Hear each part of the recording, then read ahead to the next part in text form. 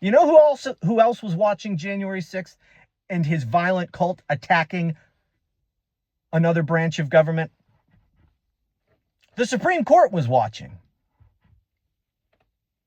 I wonder if the fear of political violence targeting them is one of the reasons, maybe the primary reason, I don't know, why the court gives Trump virtually everything he wants.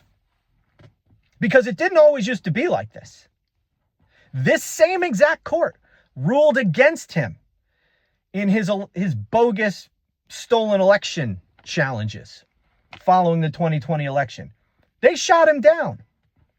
Would they shoot him down in those cases today?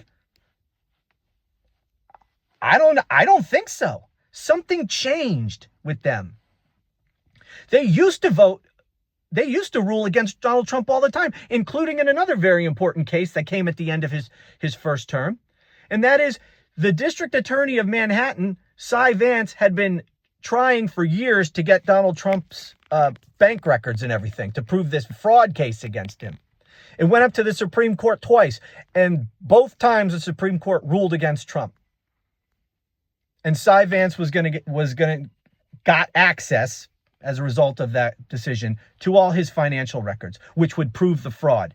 That's one of the reasons Donald Trump was so desperate to cling to power and why he, tried to overturn the results and the insurrection, all that, because he was worried about being prosecuted in Manhattan because the Supreme Court had ruled against him. Would the Supreme Court rule that way today? I seriously doubt it. What changed? I don't know. Maybe January 6th changed them. And they saw what happens when you go against Donald Trump. And they didn't want themselves or their families, their kids, targeted for political violence by Donald Trump's cult. I don't know. I don't know that that's the case. But I wouldn't be surprised either, because it is for those who really understand the court and watch the court and understand these opinions that they issue, something has changed radically from Trump's first term to this. And it's the same damn justices. It's the same exact court, or the same Republican justices. It's not the same court.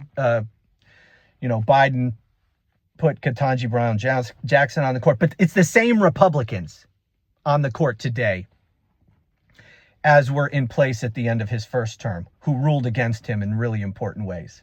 So I don't know.